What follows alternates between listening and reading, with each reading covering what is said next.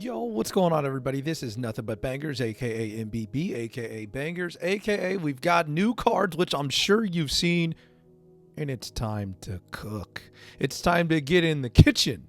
So I'm going to talk about some of these new cards, not necessarily every single one of them, because I know that you've already heard about them, but I'm going to also show some early cooks, and the classic deck just got a lot better, but now maybe there's a deck that can directly compete with it. So let's get into it.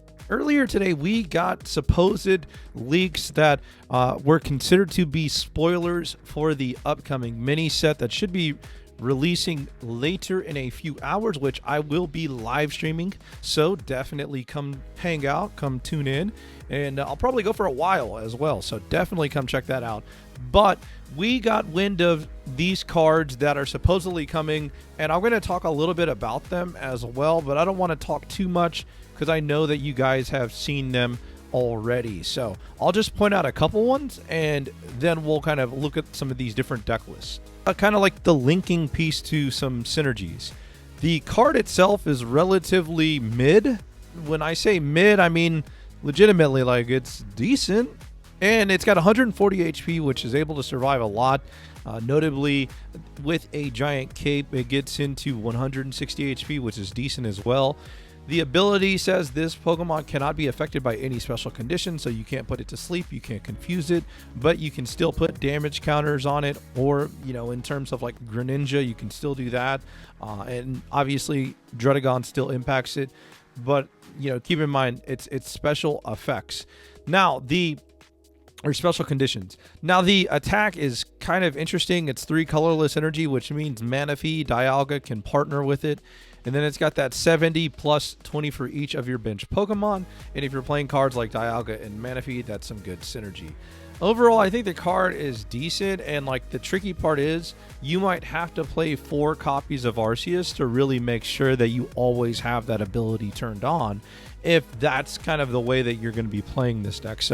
Or playing this card. So it's a little bit tricky. We still need to really see what the base Arceus does, right? But again, like looking at the Areceus EX, it's decent. You know, it's not terrible. Carnivine is a card that needs either of the Arceus cards to be on the board to get some extra damage, but it's going to deal 30 extra damage, which it already does 20.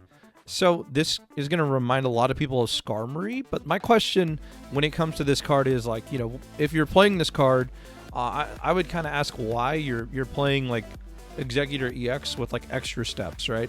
Okay, maybe not extra steps, but like different steps, right? So I would probably just lean towards playing Exeggutor EX and like playing Celebi or playing Leafeon, which we'll talk about later on in this video. But again, like, I just kind of like see it as a side grade more than anything. Like, I don't see a lot of these cards as being like, oh my gosh, this is, you know, like gonna change the game. There's only a couple of cards in my opinion that are probably gonna do that, and most of these cards are like either side grades or just like, you know, not really playable.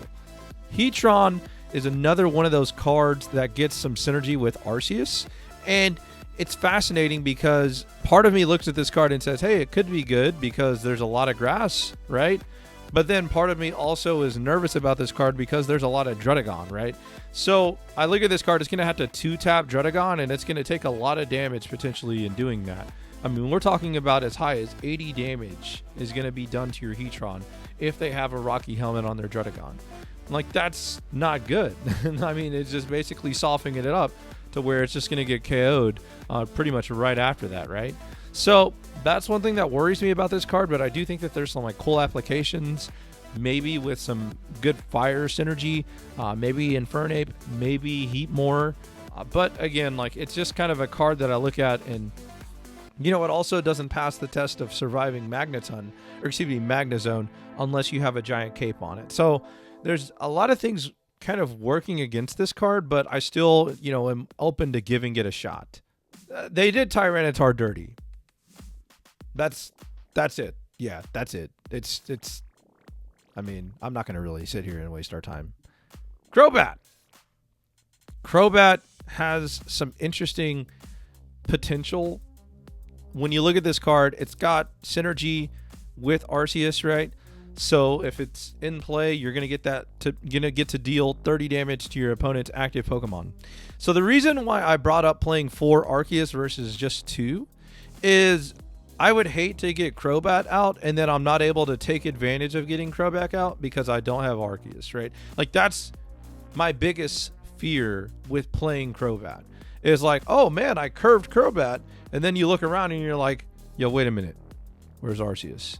So I think there could be an argument for Arceus alongside Crobat, but then that just leaves you with not a lot of room to play other stuff. So like, I don't know, it's Greninja, right, with like extra steps, and so that's part of me, or that's part of the way that I look at this card. Like obviously it only hits active, and obviously it does more damage. But again, I just feel like a lot of these cards are kind of like side grades or just like worse than. I'm not sure how I feel about Crobat when you think about the potential of like what it does to your deck space, and then like those times where you don't have Arceus, which I know the percentage should be relatively low, but it's just like the fact that it's there, right? Like, in that it's not a small like 1% chance or anything like that. It should be magnitudes higher. Well, not magnitudes, but it should be higher. Now we're cooking. Leafeon is a card that gets me excited. It gets me very excited. 140 HP, so it passes, not getting one-shot by Magnezone. Even if there's a Darkrai as well that pings you for 20, you should be able to survive. And unless you've been chip damaged right before. So that's really good thing. Then I also think about the ability. Once during your turn, if this Pokemon is in your active spot, you may take a grass energy from your energy zone and attach it to one of your grass types. Anywhere, right? So like Leafeon has to be in the active, but your grass types can get an energy from the energy zone from anywhere, right? So in other words, like you're going to have your grass Pokemon on the bench, Leafeon's in the active, and then you're going to be loading up your bench Pokemon as long as it's grass type. So Celebi is the first thing that comes to mind. And basically just think of the potential for your Leafeon to be in the active, and then you're ramping your Celebi, right? Like that's the best case scenario, especially if you play it on curve. Then when you also think about the potential for getting multiple Leafeons out and then being able to attach, retreat, attach, retreat, like there's some cool little like juggling that you can do there, because in theory, you could be loading up a Celebi and then, pivoting in the Leafeon EX for at least a turn to charge it up, right? So again, like there's some high roll potential there, and then the damage cap goes up significantly compared to Exeggutor EX, right? Like Exeggutor EX damage cap is 80 damage with its attack, right? But if you start using Leafeon to turbocharge a Celebi, suddenly that damage cap goes from 50. Oh shoot, it's 100. Okay, it's 200. Like it kind of snowballs, right? So the reason why Leafeon is really fascinating to me, and it's going to be one of the first cards that I try to, obtain and play around with, is the fact that you can treat it like Exeggutor EX, right? Just instead of playing Exeggutor EX, you're playing Leafeon, and you're still playing Celebi. I think that there's potential there, and in theory, the damage ceiling for your Celebi is going to be higher. And then your Leafeon is going to be dealing 70 damage per turn instead of a coin flip for potentially 40. So, like, again, I do think that there's a lot of potential here. Definitely, I would say it might be the best EX in the entire set. Glaceon is fascinating. 140 HP and a weakness to metal, okay? I don't really point out the weaknesses unless they're, like, not obvious, right? But this one is really fascinating because it's a steel type weakness. So Magnezone does less damage to it. However, if we do see cards like, I don't know, Melmetal, hint, hint, hint, make an appearance, Melmetal one-shots this, and that feels terrible. Now, the other side of this card is its ability, where during Pokemon Checkup, which is once per turn, at the end of the turn, you do 10 damage to your opponent's active Pokemon. So basically, you hit them for 90, and then as you end your turn, it's going to deal 10 more, so you're dealing 100, basically. So that's kind of the way to think about the damage. If it's weak to water, then obviously you're doing 110, and then plus the 10 in the end phase, right, during the checkup, you're going to get another 10 damage and deal 120 total. So there's some cool math there. However, it just doesn't feel like it hits hard enough. And it's, it's got some good synergy with Manaphy potentially. But again, like, it just doesn't feel like it hits hard enough for, what you would want it to for 3 energy. But again, the fact that it is that 10 extra damage, maybe there's potential. But again, this does have to be in the active spot. So it's not even like you can put it on your bench and, get some cool little extra damage in between turns. Not necessarily sold on it, but I will play around with it. Garchomp, first impression is it's not very good. It's going to be 170 HP, 1 retreat cost, a weakness to grass, which kind of stinks considering how strong grass is. But the 2 attacks that it has are going to be a sniper ability where it can put 50 damage anywhere on your opponent's side, or it can deal 100 damage for 3 energy. So obviously the sniping ability is really, really good, and it makes it to where your opponent really can't hide, which is great. But I do wonder, is the damage cap being, 100 damage a little bit too low, right? If Cynthia does work, which I'm not sure that it will. So let's just talk about it both scenarios. If Cynthia does work with this, oh, that's fantastic. 150 damage. Yeah. Okay. We're playable 100%. If it doesn't work, okay, the card gets noticeably worse, right? Because now, instead of having that 170 potential with Lucario and Cynthia, now you're looking at a damage cap of 120, which is drastically different than 170, right? Even 150 versus 120 is a lot different, right? Or the different measurements that you could add. So I think that if Cynthia doesn't work, this card is probably not very good, is where I would lean. And if Cynthia works, I would say, yeah, I would want to try out Garchomp for sure. For sure.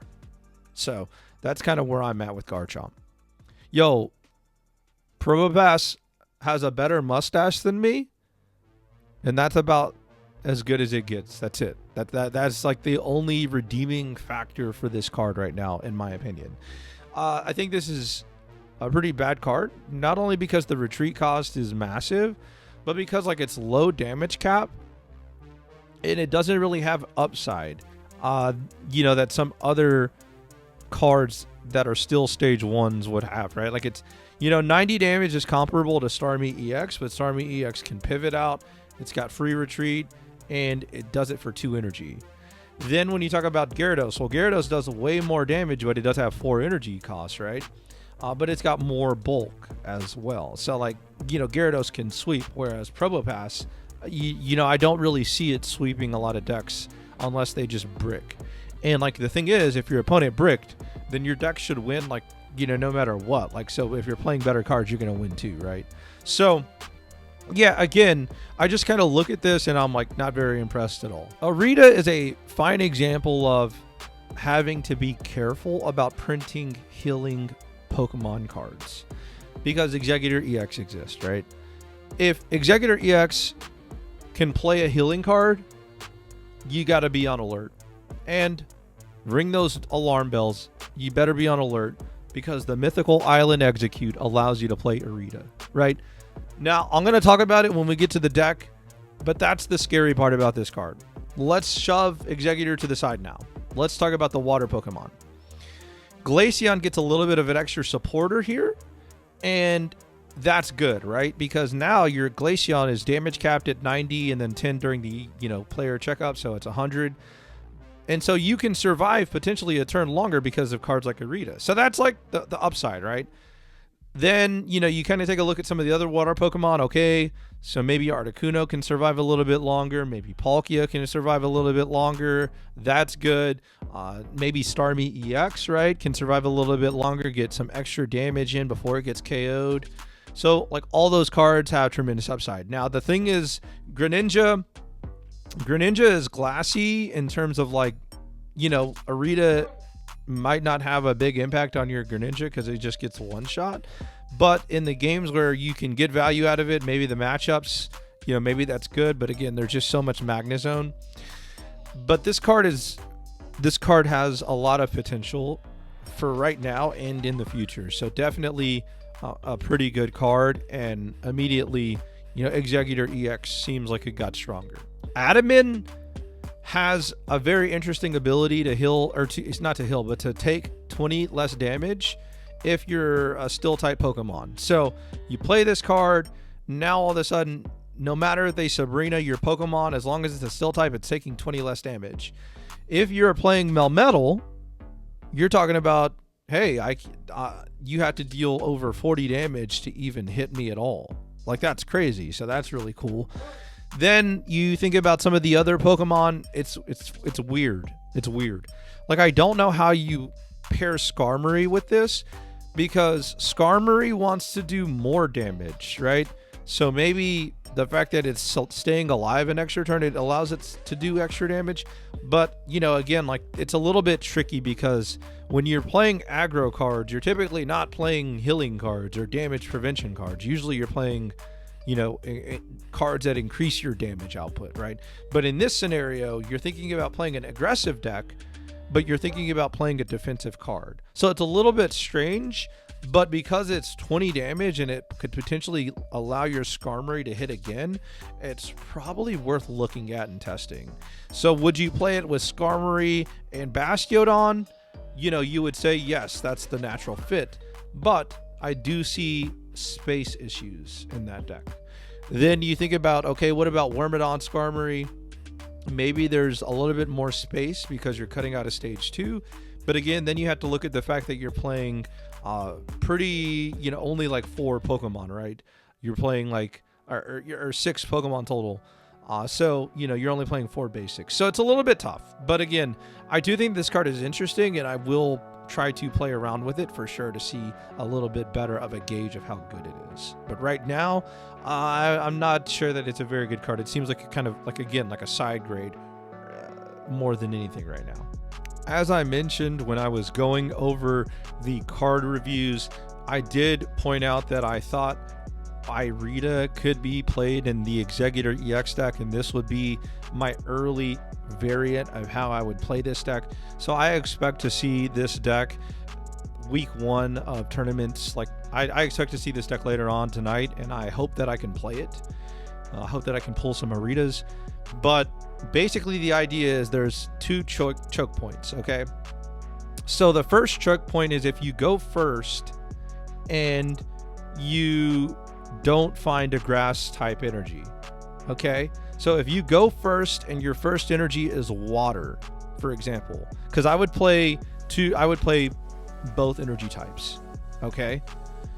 And if you do that, there's a chance that, hey, you can't attack and evolve the same turn. So now, you know, turn 1 passes, your opponent, you know, hits you, whatever, your egg survives. Well, now, if you attach an energy and ramp, you have to be able to survive another hit. On the flip side, let's just say that, you know, it's not you don't have a grass energy. You play the Exeggutor EX and now you're just tanking damage, right?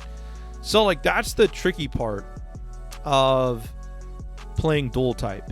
And if you don't play dual type, right, well, you have to wait and get the attack in no matter what, and, like, pray you survive. So maybe you play double potion to try to make sure that you can survive the other hit.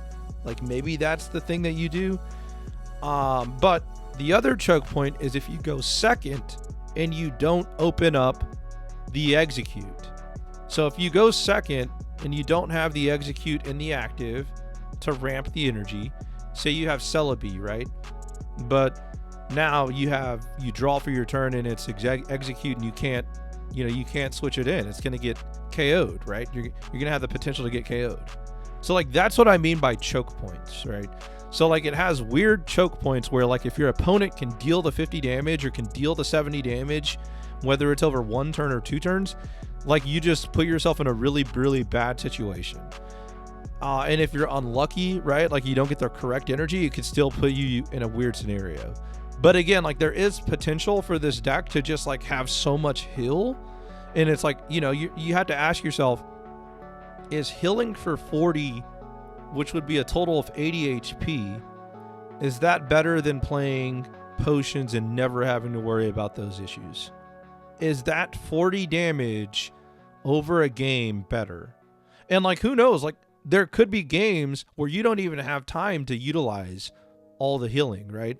Like, you know, if you're playing only Ericas, there's a chance that, you know, you don't get a chance to play your second Erica because your Pokemon gets knocked out, you know, really before you can use it to heal.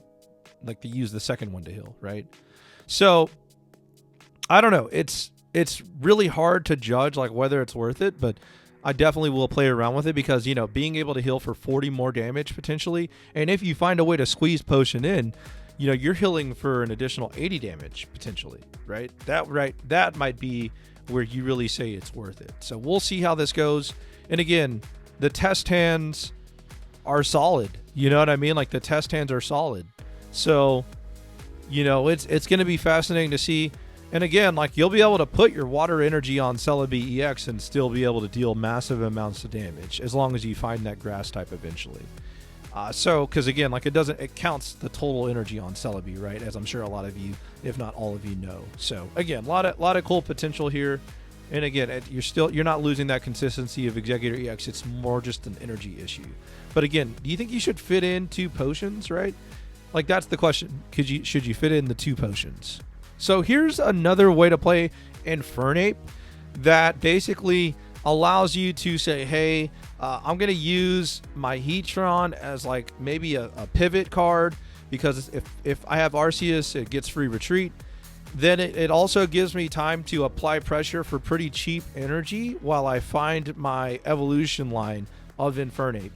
And then if you end up having to go in with Arceus, well, hopefully you have Pokemon on your bench by the time, you know, you're able to start swinging for that big amount of energy. But there's no ramp with this deck, which is a little concerning. And then opening Arceus just feels like it might be really, really bad. So I'm not very high on this deck, but at least we're getting more options to see, like, and give Infernape a chance to be relevant. Again, some of these test hands, again, you're opening Arceus, it just feels bad. You know, it's not like you have Leaf. Like, I don't know how you fit Leaf in this deck. Maybe it's supposed to be in this deck. I don't know. But again, I just look at these test hands and I'm not really impressed. But again, you know, it just gives us another option to see if we can play this deck. This deck has a lot of potential, and honestly, it has the potential to maybe be one of the best decks in the game. This deck utilizes Leafeon's special ability. As long as it's in the active, it can attach a grass type energy to one of your bench grass type Pokemon. So if you're going first, hopefully you're starting with Eevee in some fashion.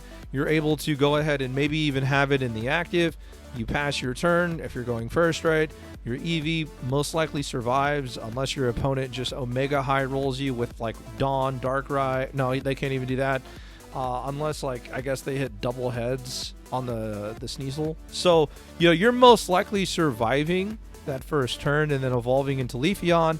And from there, you can start ramping either your Leafeon, or you can ramp, the best scenario, ramp your Celebi on your bench.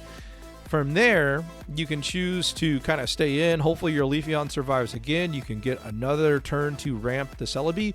Or at that time, because you have 2 potential energy, one from your energy zone and one from the Leafeon ability, you can potentially start swinging for 70 on that turn. So there's a lot of potential with this card. And the fact that it can snowball your Celebi out of control is really frightening for a lot of decks that are going to be sitting across from it, right? Like, if you can't stop Leafeon from ramping Celebi, it's going to get to a point where Celebi just has so many energy because it's potentially getting 2 energy per turn with Leafeon, as well as the manual once per turn from the zone. Like, that's really scary to deal with. And when you talk about its matchups going into like the top decks, like Dark Zone, you know, it's gonna take a while for Dark Zone to be able to take care of Leafeon. So then you think about, okay, well, what about the Exeggutor EX deck with Celebi? How does that match up against Leafeon and Celebi? Well, in theory, your damage ceiling, your damage cap is higher because you're ramping your Celebi with Leafeon versus the Exeggutor player that is hitting you for 40 to 80 damage, but they're only accelerating their Celebi 1 energy per turn. So, you know, the longer your Leafeon survives in that matchup, the more it's able to ramp your Celebi and make it to where, you know, your Celebi just can sweep, right? And then the other thing is, like, if you get 2 Leafeons out, the Omega High roll, because the game keeps dragging out long, well, then you can pivot around a little bit and, you know, still get a lot of energy on your Celebi that way. So I think that this card has a lot of potential, and I think it's going to be one of the cards that we see immediately make an impact on the meta. And I think that this deck could 100% work, and I think that it could challenge as being one of the best decks in the game. And again, we haven't seen all the cards in the set yet, so there's probably some banger supporters that we may have not seen, and I wouldn't be surprised if there's a banger trainer item or tool that just gets, you know, that just more even power creeps some of the other stuff that we have. When you take a look at these test hands, I'm willing to give this a shot 100%. And, you know, we'll just kind of see how it plays out. But I think that this deck has a lot of potential because, again, it's basically copying a lot of the stuff that Exeggutor EX and Celebi does, but instead it's doing it with Leafeon. So definitely fascinated by this deck. The other EV evolution is Glaceon EX. That, again, can do as much as 100 damage in one turn, and then 10 damage after it passes back to you, so maybe 110 if you're lucky. And the first thing that I thought of was Manaphy EV Articuno. I feel like that has some strong potential, and you could even substitute one Palkia. The only reason why I don't have 2 Palkia as opposed to 2 Articuno is because I'm not sure there's going to be a lot of games where you're able to consecutively swing for 150, right? So, like, that scares me. And I wouldn't want to get into a situation where that's, like, you know, happening, right? And so, for me, I'm willing to play the lower damage cap, but the consistent 80 Blizzard that Articuno does. The element of this deck that I also like is the fact that Eevee can pivot into Glaceon or Vaporeon, and it gives you that extra consistency to be able to evolve and then, you know, make your game plan from there. Because there may be games where you want to get into Glaceon because you notice that you can start applying pressure really quick. And, you know, there may be games where you realize, hey, I have Vaporeon, I can wombo combo now, put my Vaporeon down and start moving energy to my Articuno to potentially sweep. So you get that wombo combo potential, but you also get that potential for a pretty good early tempo moving into Glaceon. The cards that I wish I could fit in this deck are cards like Dawn, cards like X-Speed, and I wonder, like, is there an argument to be made to cut Giant Cape so that way you can enable those wombo combos versus Giant Cape allowing your Pokemon to play for longer? So I'll probably play both variants and move some cards around because you already have Irida. But my thought process when I was building this deck was you have Irida and you have Cape.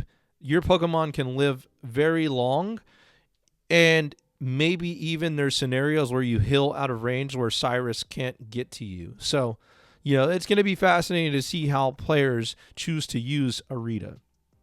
Here are some test hands, right? So you open Articuno Research. That's decent. Articuno Eevee, Glaceon. You know, again, not getting that Manaphy opener kind of feels bad. And it seems like that might be the case in, you know, a fair amount of these games. Oh, hey, there's Manaphy.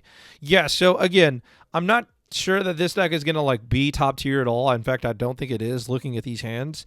But it's just another way to try to play one of these newer, you know, Glaceons. This is what I would describe as being an Areceus Shell, meaning you're going to play 10 other cards alongside these 4 Arceus. So just, you know, because we don't know what our base Arceus does right now, so just imagine that Rotom is Arceus. So you have your 4 Arceus, 1 Sabrina, 1 Cyrus, double Research, double Pokeball. So now you have 10 spots to cook with. I think that that's kind of how you have to approach some of these potential Arceus decks, right? So that kind of like gives you an idea of a place to start. this was my take on a deck that's trying to emphasize tempo, attacking with fire Pokemon very early. Druddigon scares me when I look at this deck, and so like that's probably why this deck just like won't really be good. And then there's also the odd quirk where Moltres doesn't work with Arceus because it's not a fire type, so you can't attach the energy that you get with Moltres. So like if you open Moltres, Arceus, it just feels turbo bad, right? But you know, the idea is to use Heat more to attack those eggs early and potentially get a donk or a knockout. Also, you've got Heatran to put a lot of pressure on Exeggutor EX and Celebi, because if it hits for 40 and then, you know, they hit it for 80, well, you know, it could potentially deal as much as 140 next turn if it's able to connect, okay? So again, when I look at Heatran, again, I'll pull this card back up on the screen. So again, if this Pokemon has damage on it, this attack does 40 more damage. And the reason why I'm going back to that is because it's a little bit difficult to read on Pokemon meta if you're watching this video, so I wanted to make sure you saw that. And it's a new card. But again, like the idea is just pressure early, and then your you know, quote unquote your nuke, right? The card that you're building up along the game to finish it is potentially Arceus, right? But again, you got your giant cape, so your Pokemon can survive longer. Your Heat more can take more hits and hopefully deal out more damage. You've got your Leafs to get out of the active with Moltres and Arceus. You've got one Dawn to surprise your opponent, potentially some synergy with Moltres, Dawn. You know, there's a lot of potential there. And again, you know, you got your normal other supporters. I got Giovanni in this deck as well to try to hit some more breakpoints. Maybe that card slot could be used as something else. Looking at the test hands, it's very evident that you'll have some tempo with some of these hands. Again, you know, opening up Moltres and Arceus is going to feel really bad if you can't get to the fire types. But again, you know, Moltres is one of those snowball cards, right? Once it gets snowballing, you know, if your opponent can't answer, it gets really difficult. And again, Heat more right here, and then Arceus.